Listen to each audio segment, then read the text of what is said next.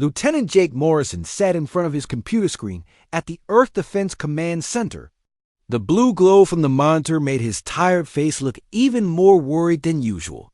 He had been working for 16 hours straight, but sleep was the last thing on his mind right now. The messages kept coming in from the outer colonies. Each one brought worse news than the last. Colony after colony was going silent. Not just quiet, but completely dead. No radio signals, no emergency beacons, nothing at all. Jake rubbed his eyes and looked at the list on his screen. 12 human settlements had been destroyed in the past 3 weeks. 12 entire worlds where millions of people had lived and worked. Now nothing but empty space rocks floating in the darkness. The first reports had come from New Texas, a mining colony on the edge of human space. The colonists had sent a frantic message about strange ships appearing in their sky. The transmission cut off in the middle of a sentence. When the rescue ships arrived 2 days later, they found nothing but burned cities and empty buildings. Then came the reports from Haven Valley, a farming world known for its peaceful green fields.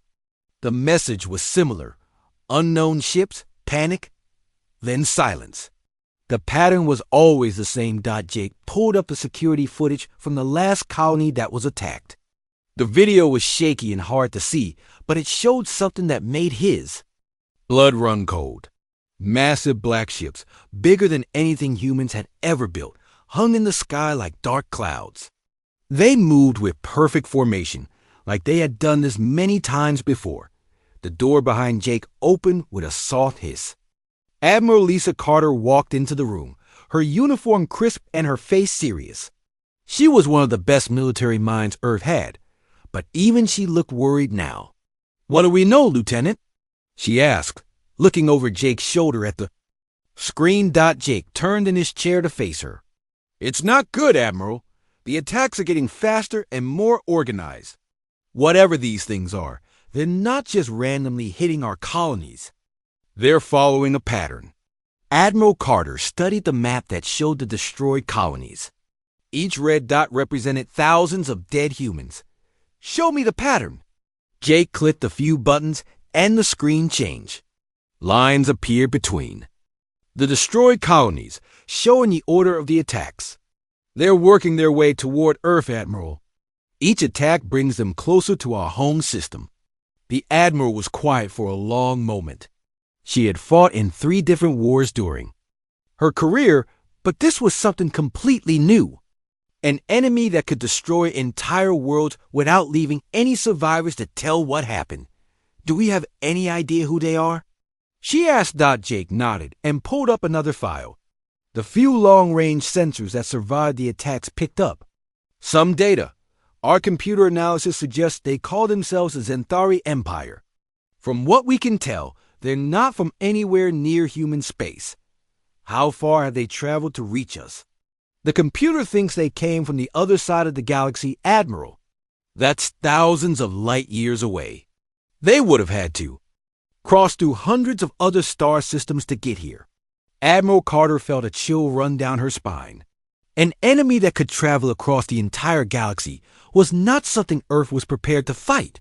But the next question she asked made the situation even worse. What happened to all the other civilizations they passed through? Jake's face grew pale. "That's what scares me, Admiral.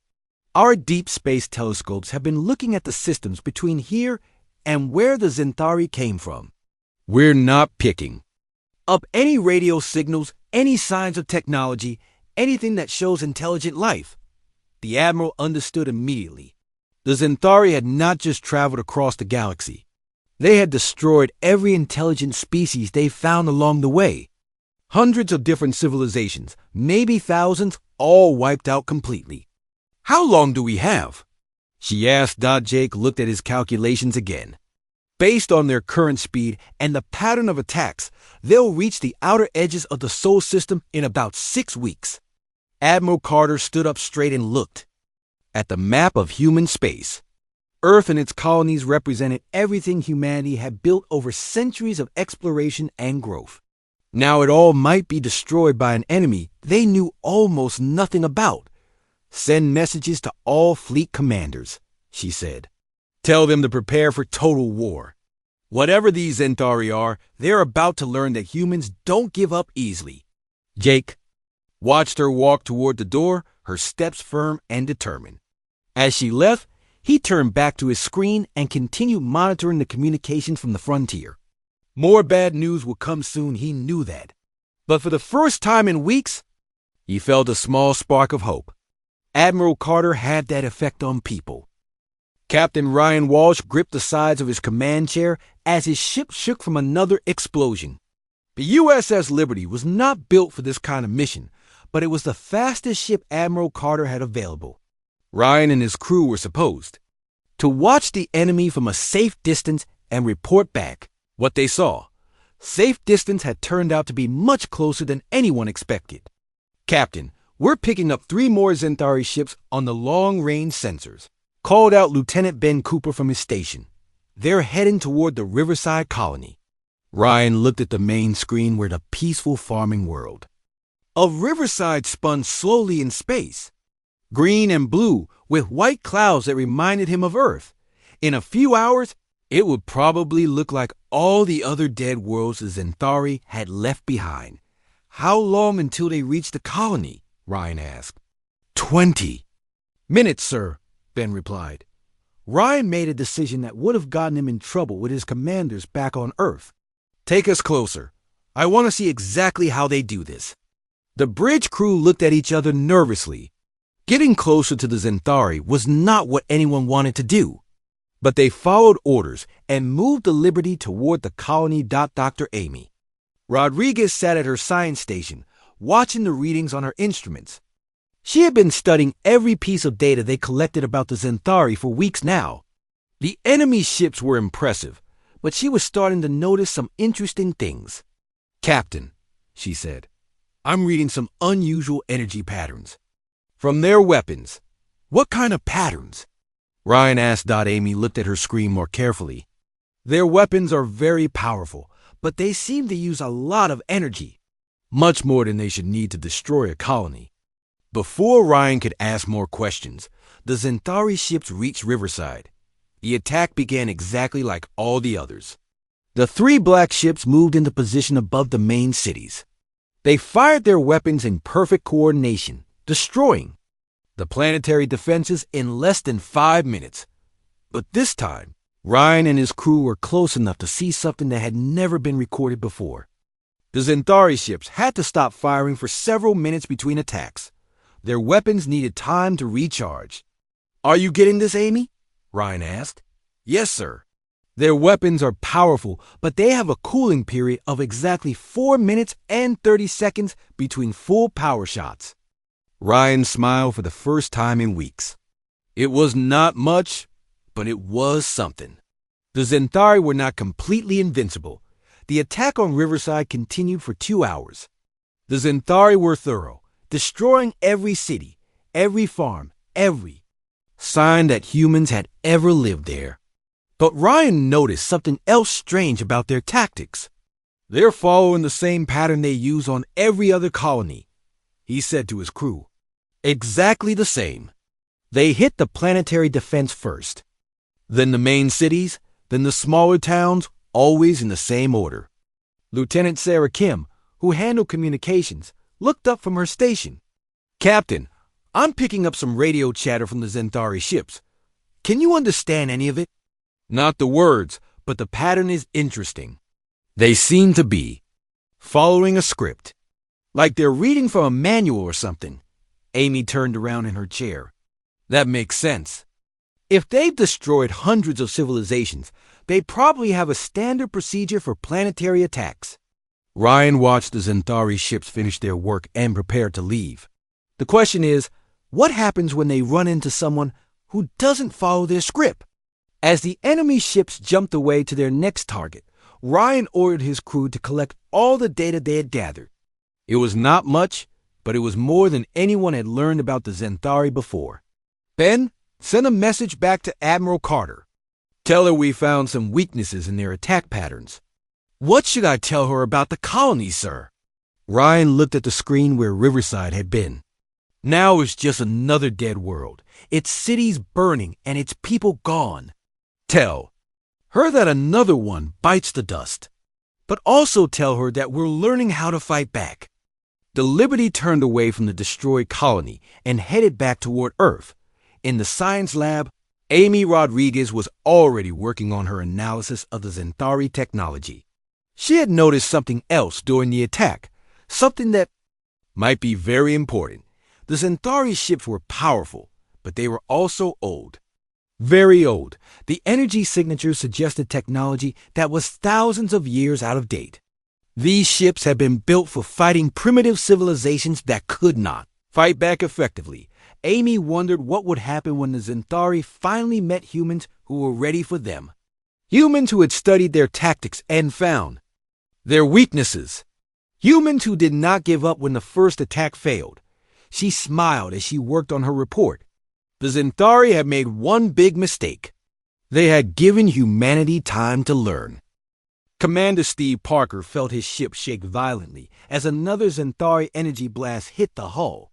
The USS Dakota was badly damaged and floating dead in space. Half his crew was injured and most of his weapons were destroyed by all normal military, thinking he should surrender or abandon ship.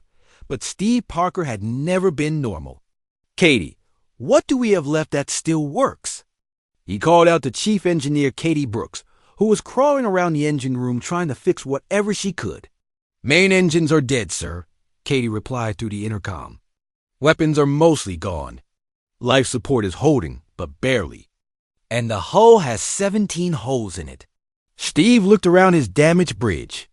Sparks were flying from broken control panels, and the lights kept flickering on and off. Most captains would have given up by now. The Zentari had destroyed bigger and better ships than the Dakota. What about the cargo bay? Steve asked. Didn't we pick up those mining supplies from the asteroid belt last week? Katie paused her work. Yes, sir. We've got about 50 tons of mining explosives and metal cutting tools. Why? Steve smiled. The Zentari followed their standard attack pattern, just like Captain Walsh had reported. They would move in close to finish off damaged ships, with their smaller weapons to save energy. They had done it the same way hundreds of times before. Katie, I need you to do something that's probably impossible. I like impossible, sir.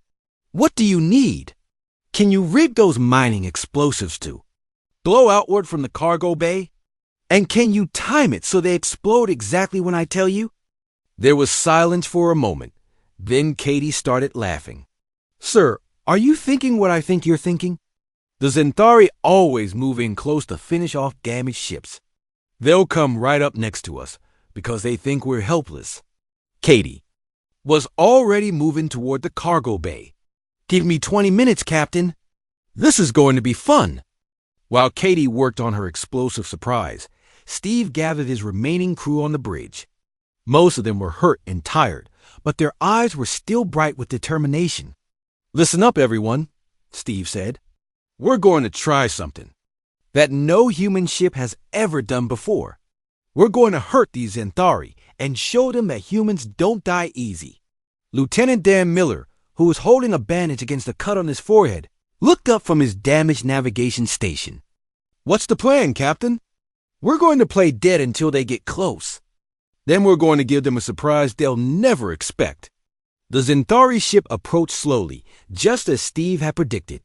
It was much larger than the Dakota, with thick black armor and weapons that could destroy a city. To the aliens inside, the human ship looked completely defeated. They're moving into position, Captain, reported Ensign Carol Davis from her communications post.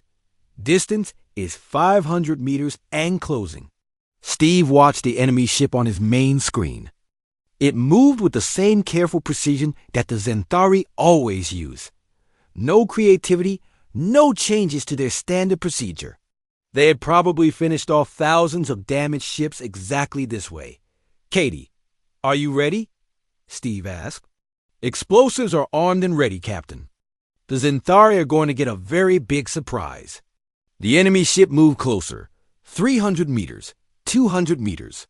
Steve could see the details of its dark hull and the strange symbols painted on its sides. The aliens inside probably thought, "This was just another easy kill." 100 meters, Captain, Carol reported.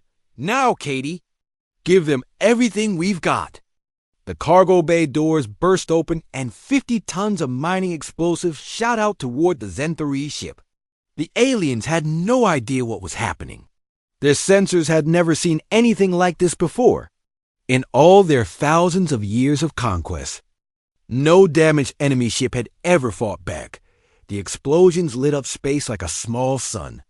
The Zenthari ship staggered backward, its armor cracked and smoking. Warning lights flashed all along its hull, and pieces of metal floated away into space. "Did we get them?" Dan asked, trying to see through the smoke and debris. "We hurt them," Steve replied, watching the enemy ship struggle to control its flight. "Look at that. They're having trouble with their engines." The Zenthari ship limped away, trailing smoke and sparks. It was still functional, but barely. For the first time since the attacks began, a human ship had damaged one of their vessels. "Captain," Katie called from the engine room, "I've got partial power back. We can move, but not very fast." Steve smiled as he watched the damaged Zenthari ship disappear into the distance.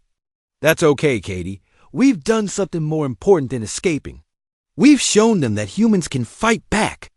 Word of the Dakota's success spread quickly through the human fleet. Other ships began experimenting with new tactics, using creativity and determination instead of just firepower. The Zenthari had faced many enemies, but never one that refused to follow the rules of normal warfare. General Nick Adams stood in the underground command center on Mars, looking at the biggest battle map he had ever seen. Red dots showed where Zenthari ships were attacking human colonies. Blue dots showed where human ships were fighting back. For the first time in months, there were more blue dots than red ones. "Sir, all fleet commanders are ready for your orders," said Colonel Lisa Morgan, who was handling communications between the different human forces. Nick looked at the faces on the video screens around him. Ship captains, ground commanders, and fighter pilots all waited to hear the plan. These men and women had seen their friends die and their worlds burn, but they had not given up. Now it was time to hit back. "Ladies and gentlemen," Nick began, "today we stop running and start fighting. The Zenthari think they know how humans fight because they've been watching us for weeks. They're wrong." On the screen, Captain Ellen Price of the battleship New York raised her hand. "General, what makes you think our new tactics will work better than the old ones?" Nick smiled. "Because the old tactics were designed to fight other humans. The Zenthari have been fighting the same way for thousands of years. They expect their enemies to use logic and follow military rules. We're going to do the opposite." Lieutenant Colonel Helen Foster, who was leading the ground forces on Europa, leaned forward. "What do you mean by opposite, sir?" "Helen, your job is to make the Zenthari think you're crazy. When they expect you to retreat, attack. When they expect you to attack, disappear. When they expect you to fight like soldiers, fight like angry civilians who won't give up." Helen grinned. She had been waiting for a chance to get revenge for her destroyed home world. "I can do crazy, General." Nick turned to the space commanders. "The same goes for you. The Zenthari have perfect formations and follow perfect procedures. We're going to be messy, unpredictable, and completely unreasonable." Captain Price looked confused. "Sir, how do we coordinate attacks if everyone is being unpredictable?" "That's the beauty of it, Ellen. We don't coordinate. Each unit does whatever they think will hurt the enemy most. The Zenthari have powerful computers that try to predict what we'll do next. If we don't know what we're doing next, how can their computers figure it out?" The plan was unlike anything in military history. Instead of one big coordinated attack, it was dozens of small, crazy attacks happening all at the same time. The Zenthari would not know where to look or what to defend against. The first part of the plan started on Europa, where Helen Foster's ground troops were surrounded by Zenthari forces. Instead of trying to escape or surrender, Helen did something the aliens had never seen before. She started playing music, loud, angry human music blasted from speakers all around the human positions. Rock and roll, heavy metal, and war songs. That made the soldiers feel brave and strong. The Zentari had never encountered psychological warfare before. They were used to quiet, logical enemies who fought in predictable ways. "What are they doing?" asked the Zentari commander, listening to the strange sounds coming from the human positions. His second-in-command checked his instruments. "The sounds appear to be some kind of primitive communication, but we cannot understand the purpose." As the music played, Helen's troops did something even stranger. They started laughing and shouting insults at the Zentari in dozens of different human languages. Some soldiers told jokes over the radio. Others sang along with the music. A few even started dancing. The Zentari were completely confused. Every other species they had conquered had become more quiet and fearful as defeat approached. These humans were getting louder and more energetic. "Sir," the Zentari second-in-command reported, "the humans appear to be celebrating, but our scanners show they are still surrounded and have no chance of victory." Meanwhile, in space, Captain, Price was leading her own unpredictable attack. Instead of firing all her weapons at once, like a normal battle, she had her ships take turns shooting randomly. Sometimes they fired everything they had. Sometimes they fired nothing. Sometimes they fired just one weapon. The Zentari battle computers could not figure out the pattern because there was no pattern. Every time they calculated what the humans would do next, the humans did something completely different. "Their tactics make no logical sense," reported the Zentari fleet commander. "They are wasting ammunition and energy with no clear strategy." But the random attacks were working. The Zentari kept moving their ships to defend against attacks that never came, while leaving other areas unprotected for attacks that did happen. By the end of the day, something impossible had occurred. Human forces had won 3 separate battles against Zentari ships and ground troops, not by being stronger or having better weapons, but by being completely unpredictable. Back in the command center, Nick Adams watched the reports come in. The Zentari were retreating from several positions, something they had never done before. "Sir," Colonel Morgan said with excitement, "the alien communications are going crazy. They're asking their commanders for new orders because their old tactics aren't working." Nick nodded with satisfaction. "Good. When your enemy doesn't understand you, you have the advantage. And nobody understands humans when we stop being reasonable." Major Tony Bennett sat in the interrogation room across from the first living Zentari that humans had ever captured. The alien was tall and thin, with gray skin and large black eyes that seemed to look right through him. Its hands were chained to the metal table, but it sat perfectly still and calm. "What do you want from me, human?" the Zentari asked in perfect English. Its voice was cold and mechanical, like a computer trying to sound like a person. Tony leaned back in his chair and smiled. "I want to have a conversation. That's all." The alien stared at him for a long moment. Conversation served no purpose. "You will ask questions about our military capabilities. I will not answer. You will threaten me. I will not respond. This is how interrogations work." "Maybe that's how they work with other species," Tony said. "But humans do things differently." He stood up and walked to a small table in the corner of the room. On it was a chess set, a deck of cards, and a small radio. The Zentari watched him with confusion. "Do you know what these are?" Tony asked, picking up a chess piece. They appeared to be recreational objects with no military value. Tony sat back down and set up the chessboard between them. "This is a game called chess. It's about strategy and thinking ahead. Would you like to play?" The Zentari's eyes narrowed. "You wish to play games while your species faces extinction." "My species faces extinction every day," Tony replied, moving. "A pawn. We play games anyway. That's what makes us human." For the next hour, Tony played chess with the alien prisoner. The Zentari was very good at the game, thinking several moves ahead and playing with perfect logic. But Tony did something the alien had never experienced before. He made moves that seemed random and pointless. Your strategy makes no sense, the Zentari said after Tony sacrificed his queen for no apparent reason. That's because you're trying to understand it, Tony replied. Some things don't need to be understood. They just need to be done. The alien made its next move, a logical capture that should have given it a big advantage. But Tony's seemingly random moves had set up a trap. 3 moves later, the human had won the game. The Zentari stared at the board in shock.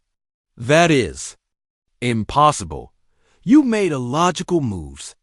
I made human moves, Tony corrected.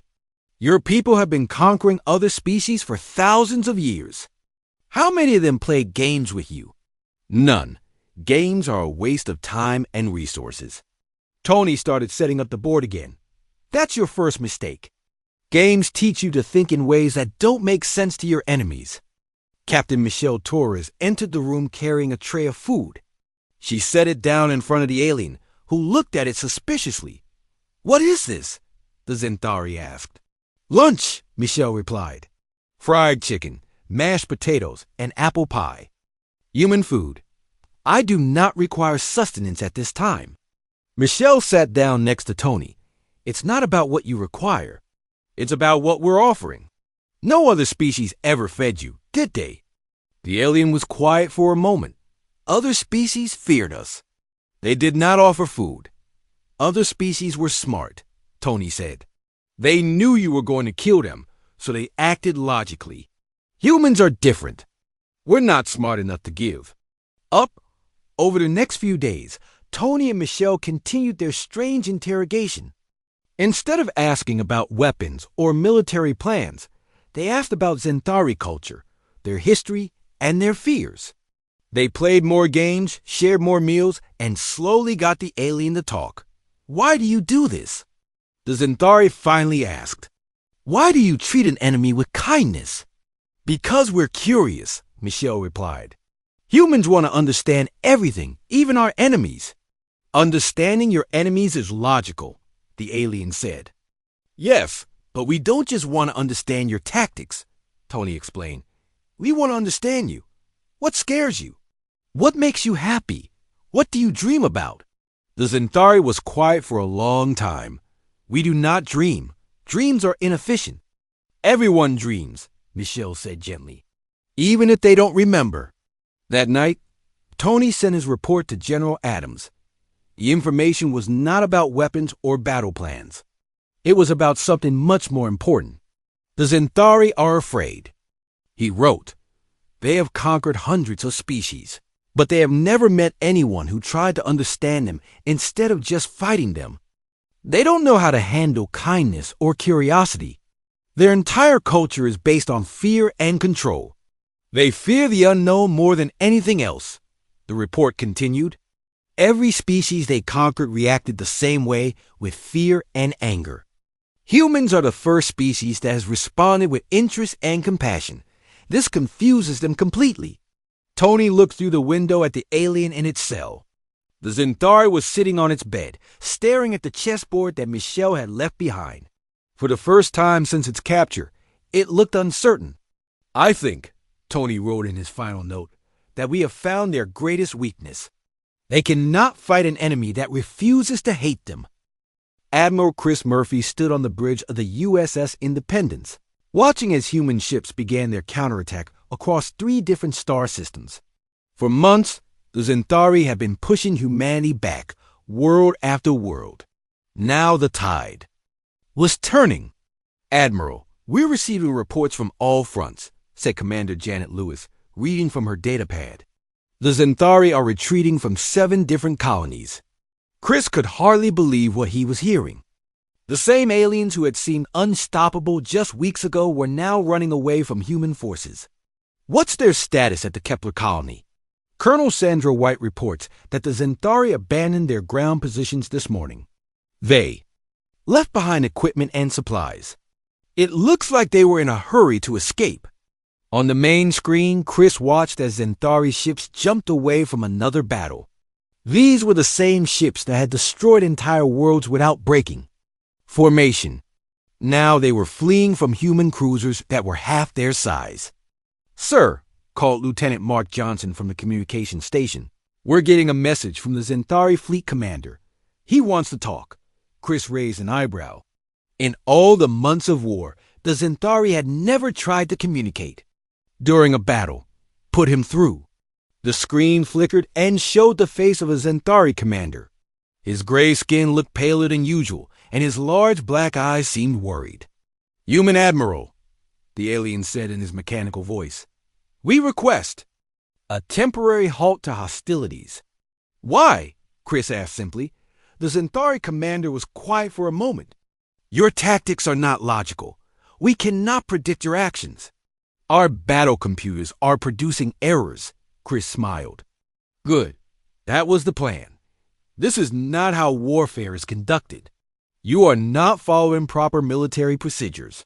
"We're following human procedures," Chris replied. "Maybe that's your problem." Across the galaxy, other human commanders were having similar conversations with confused Zentari officers. The aliens had spent thousands of years perfecting their military tactics. But those tactics only worked against enemies who fought the same way they did. Colonel Sandra White was leading the recapture of the mining colony on Titan VII. Her troops had surrounded a group of Zentari soldiers who were supposed to be holding a strategic position. Instead of fighting, the aliens sent a message asking for clarification of human intentions. "What do you mean, clarification?" Sandra asked the Zentari lieutenant over the radio. "Your forces are attacking from 7 different directions simultaneously. This is not efficient. Why do you not coordinate your assault?" Sandra laughed. "Because we don't want to coordinate. It's more fun this way." "Fun is not a military concept." "It is for humans," Sandra replied. "We're having a great time taking back our colony." The Zentari lieutenant was quiet for a long moment. "We do not understand the purpose of enjoyment in warfare." "That's why you're losing," Sandra said. In space, Captain Ellen Price was commanding a squadron of fighters against a much larger Zentari battleship. Instead of attacking the ship's weapons or engines, like military doctrine suggested, her pilots were shooting at random parts of the hull, while playing loud music over the radio. "Human fighters, your attack pattern serves no tactical purpose," the Zentari ship commander broadcast. "We're not trying to serve a tactical purpose," Ellen replied over the open channel. "We're trying to annoy you." "Annoyance is not a valid military objective." "Sure it is. An annoyed enemy makes mistakes. You just made one by talking to us instead of shooting at us." Ellen's fighters used the distraction to attack the ship's main engines. The Zentari battleship lost power and began drifting helplessly through space. But the most important battle was happening in a completely different way. Dr. Amy Rodriguez had been broadcasting messages to Zentari ships across the galaxy. Not military threats or demands for surrender, but something much more dangerous to the alien empire. "Attention Zentari forces," Amy's voice said over every communication channel. "We know you're tired. We know you've been fighting for thousands of years. We know you've destroyed hundreds of civilizations because you thought you had to." The message continued. "But you don't have to keep fighting. Other species in the galaxy are watching this war. They see that the mighty Zentari Empire can be stopped. Some of them are already starting to rebel against your rule." This was true. Intelligence reports were coming in from across the galaxy, showing that species the Zentari had conquered were beginning to fight back. The fall of New Sparta, a Zentari fortress world, had inspired 3 different alien civilizations to declare their independence. "Your empire is crumbling," Amy's broadcast continued. "Not because we're stronger than you, but because we showed everyone that you can be beaten. You're not invincible. You're just bullies who got used to picking on people who couldn't fight." Back. Admiral Murphy received reports throughout the day of Zentari ships simply stopping their attacks and jumping away to unknown destinations. Some appeared to be heading back toward their home territory. Others were fleeing to empty regions of space. "Admiral," Commander Lewis said with excitement, long-range sensors are showing massive movement in the Zentari Empire. It looks like their conquered worlds are in full revolt. Chris looked at the tactical display, showing the collapse of an empire that had ruled the galaxy for millennia. How many rebellions are we tracking? Over 200 separate uprisings, sir, and the number is growing every hour. Chris shook his head in amazement. Humanity had not just won a war. They had accidentally started a galactic revolution. By refusing to give up and showing that the Zentari could be defeated, humans had inspired an entire galaxy to fight for freedom. Sir, Lieutenant Johnson called out, "We're receiving surrender requests from 17 different Zentari commanders." Chris looked out at the stars, knowing that somewhere out there another galactic empire was about to bite the dust. Fleet Admiral Kevin Stone stood on the bridge of the massive battleship USS Freedom as it led the largest human fleet ever assembled toward the Zentari home system.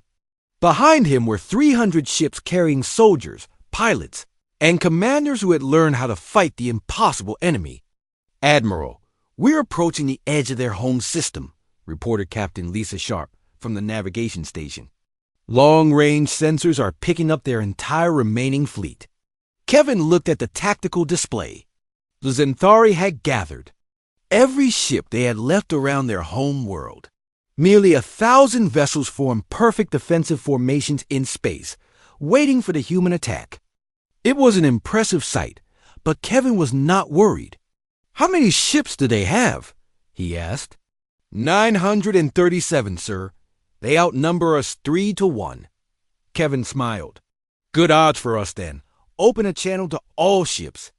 The communication system activated, connecting him to every human captain in the fleet. These were the men and women who had learned to fight like humans instead of like traditional soldiers.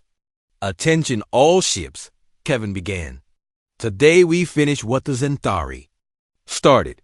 They came to our space thinking we would be easy prey like all the others. They were wrong."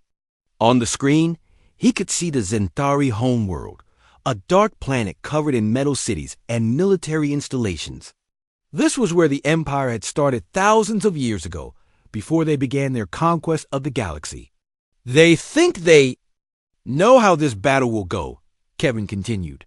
"They think we'll attack their strongest points first, like every other species did. They think we'll follow military logic and try to win through superior firepower." Captain Ellen Price, now commanding the heavy cruiser New Boston, spoke up over the comm. "What are we actually going to do, Admiral?" "We're going to do what humans do best," Kevin replied.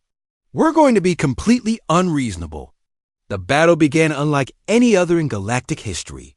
Instead of attacking the Zentari defensive positions, the human fleet split into dozens of small groups and began doing random things. Some ships flew in circles. Others sent messages asking for directions to the nearest space station. A few started broadcasting human music at full volume. "What are they doing?" asked the Zentari Supreme Commander, watching the human fleet from his command ship. "This makes no tactical sense." His second-in-command checked the battle computers. "Sir, our systems cannot calculate their strategy. They appear to have no plan at all." While the Zentari tried to figure out what the humans were doing, smaller human ships began sneaking past their defenses. Captain Tony Rodriguez, the brother of Dr. Amy Rodriguez, led a squadron of fighters directly toward the planet's surface. "Tony, what's your target?" Admiral Stone asked over the radio. "I'm not attacking military targets, Admiral. I'm heading for their main communication center. I want to broadcast something." Tony's fighters avoided the Zentari defensive weapons by flying in completely random patterns. The alien gunners could not predict where the ships would go next because the pilots were making it up as they went along.